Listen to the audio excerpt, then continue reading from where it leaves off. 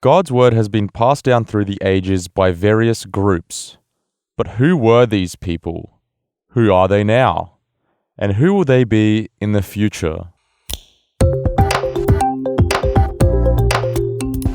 This is Signs of the Times Radio with Kent Kingston.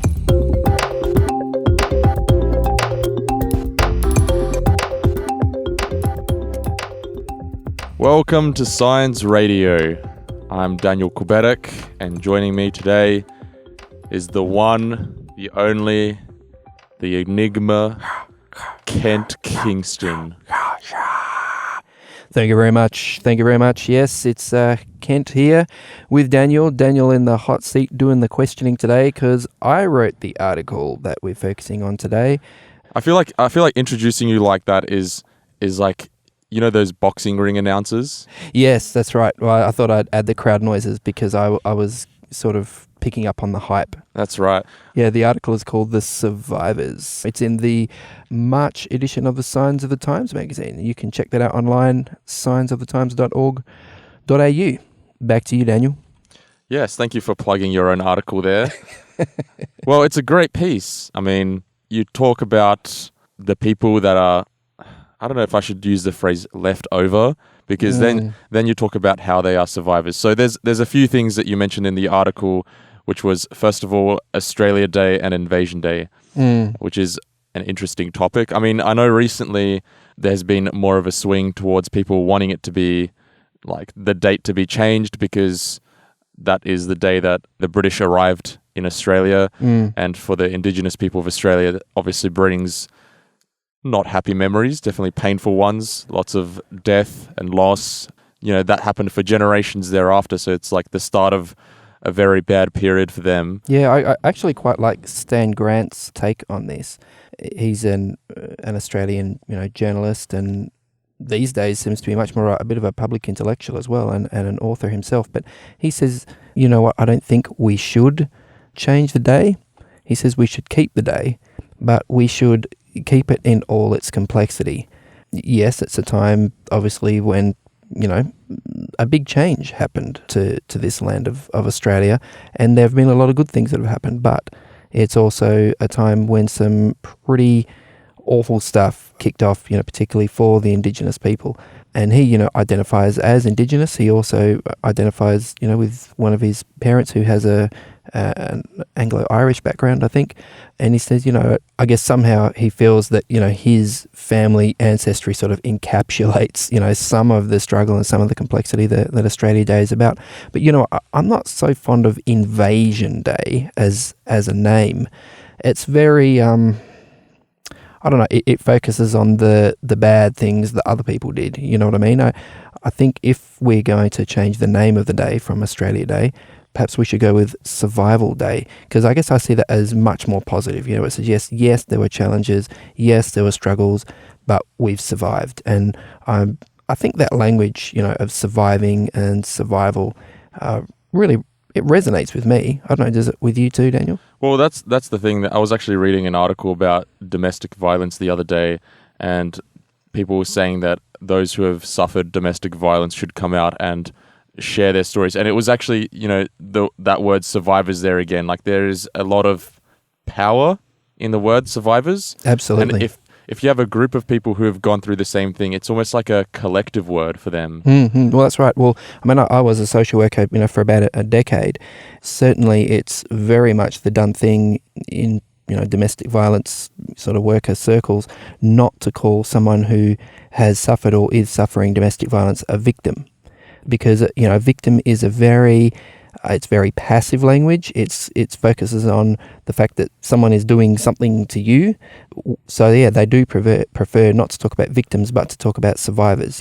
I'm a survivor of domestic violence, and that is much more empowering language. I get that. You just tweak the language a little bit. Some people say, "Oh, it doesn't care." We know what you mean. Blah blah blah. As long as the message gets across. But I think there are subtle undertones or overtones involved in the language that we choose. This is the thing that makes the anti-PC brigade roll their eyes, but I do think there is power in that sort of language, so talk about survivors. Yeah, because as a grammar man yourself, I mean, you are employed as an editor. Well, that's Don't you right. think there's a connotation to the word victim where it's almost like they never were able to pick themselves up, whereas with survivors, it's like they certainly embraced their past, but then they got up and moved on. Is that the right word? Or like rather... Yeah. you Well, know- even if you're in the middle of it and you haven't yet moved on, as you say, you're still surviving. yeah.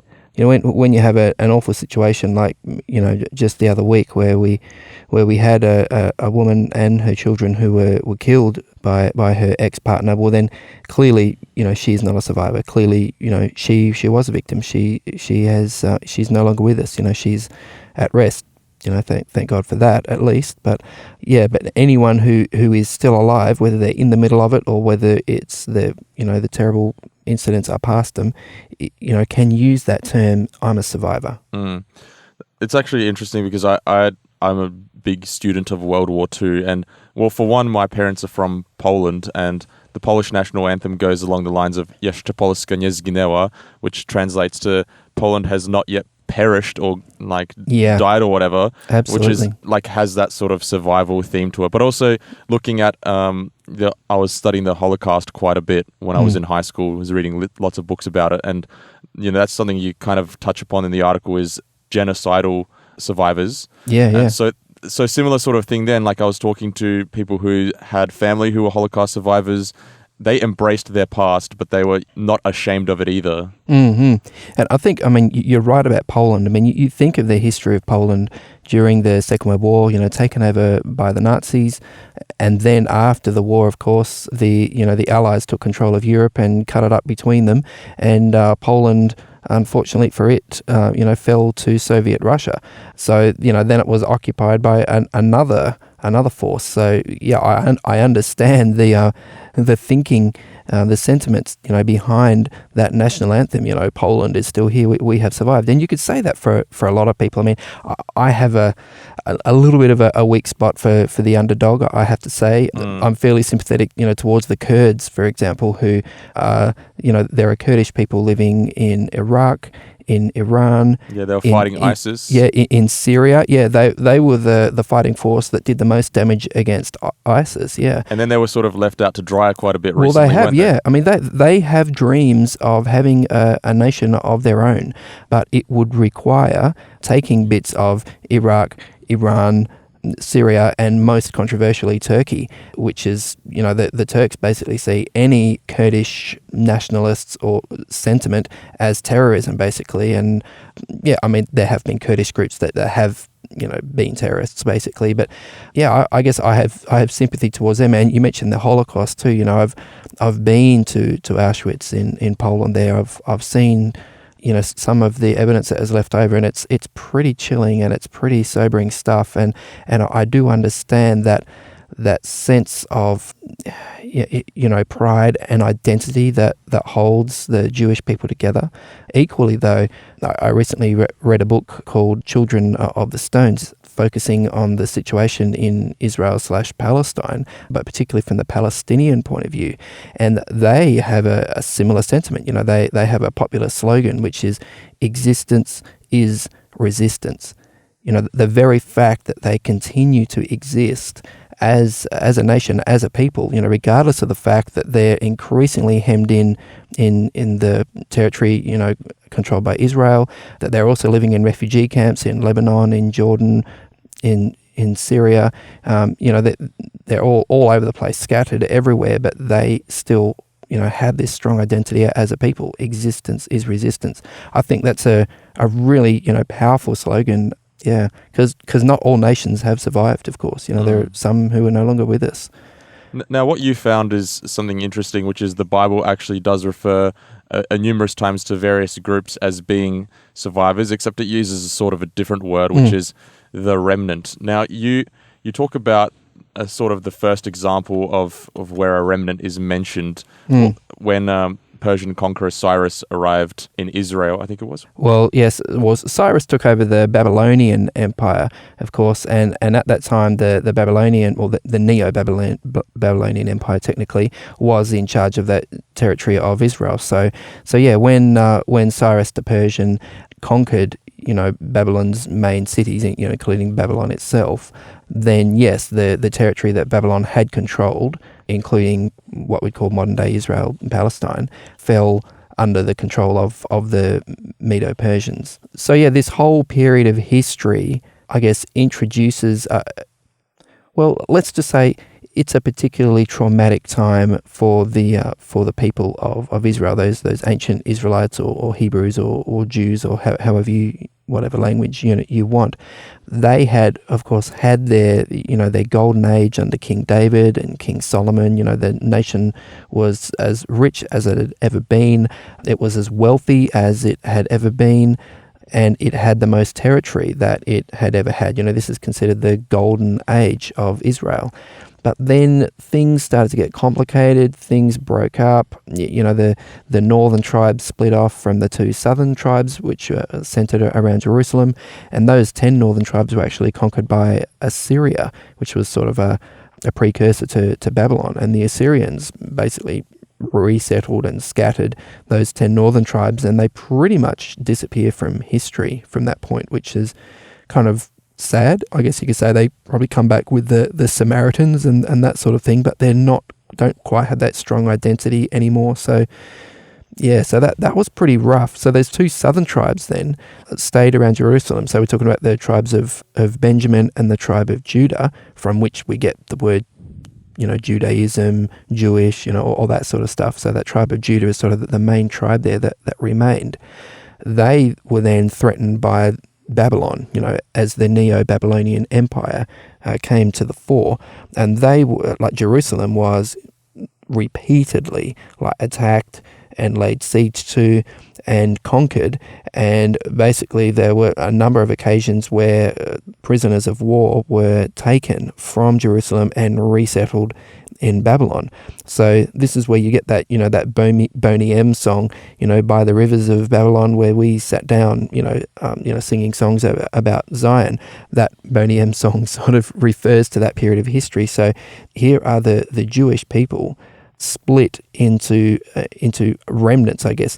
First of all, you've got this remnant of people that is taken away in exile to Babylon.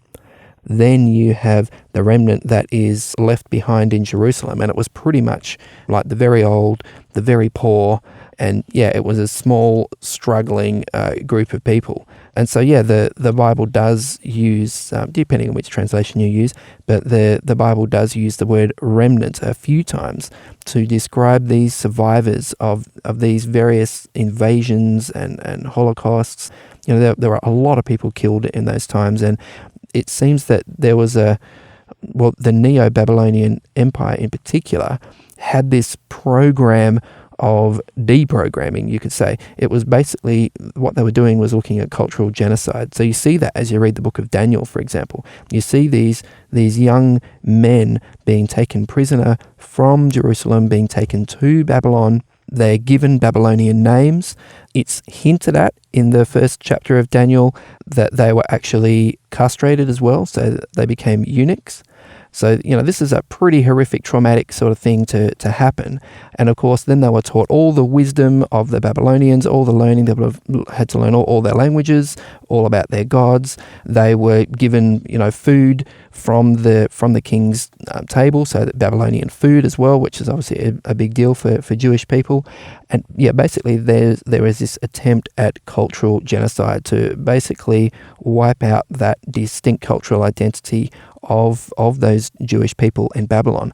But they survived, and that is the beauty of the story. And 70 years later, when the Persians took over that empire, and they were actually able to return back to Jerusalem. But of course it was never quite the same. It was never quite the golden age it had been. Would it be fair to say that God's will has always survived through a minority? Because survivors can have a connotation of being a word that's people that there are less of them than there used to be because of what they've been through. That's a really, really good point, Daniel.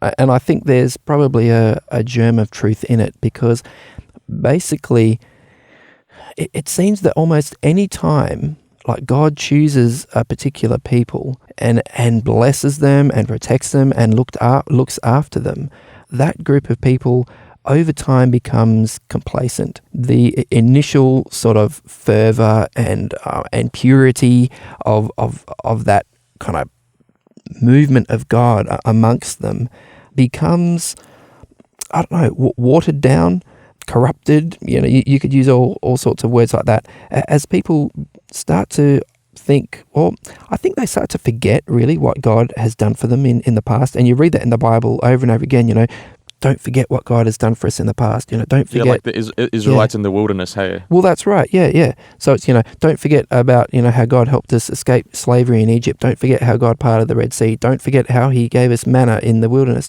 bread every day and made sure we had water. God did incredible things. Don't forget how he was there when we entered the promised land and took over, basically, invaded that land and took possession of it.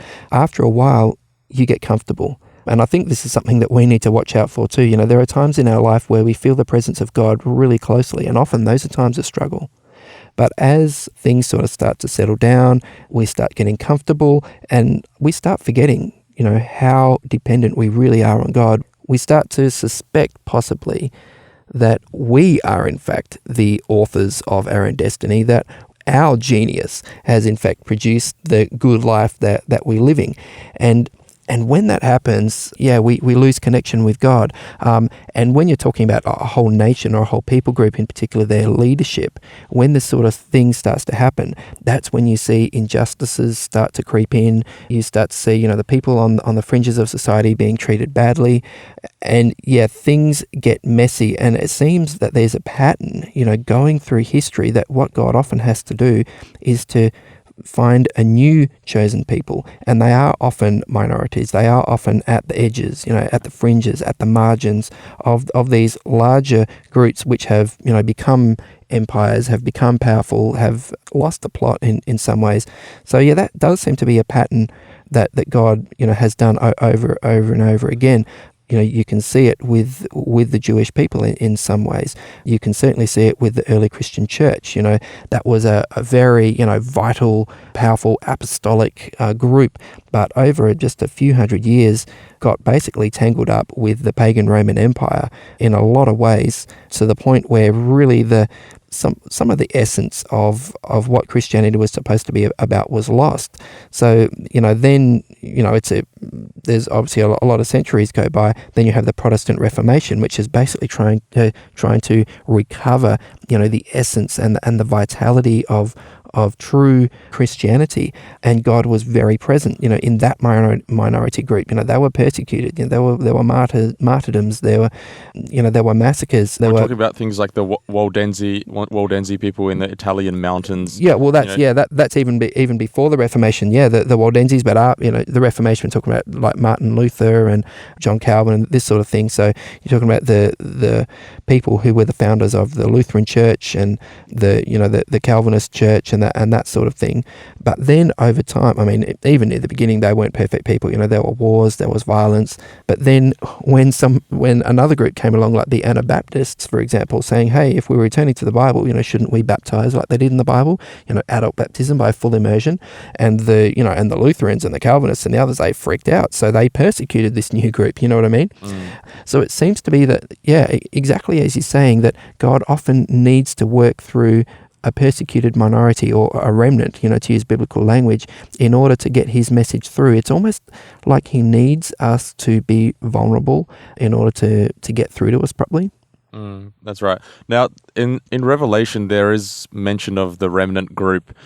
Now, what sort of group is this, and what is their purpose? Yeah, well, this is interesting that Revelation, obviously, in a lot of ways, uses the language of the invasion of Jerusalem, the Babylonian exile. The book of Revelation, which is obviously written a lot of centuries after those actual events, uses this same language of Jerusalem and Babylon to make a spiritual point. So basically, Babylon symbolizes in the book of Revelation the corrupt system that often is a system that combines political power with religious authority. So you end up with a power that is trying to compel people through violence and force of military power to force people to actually worship falsely, really.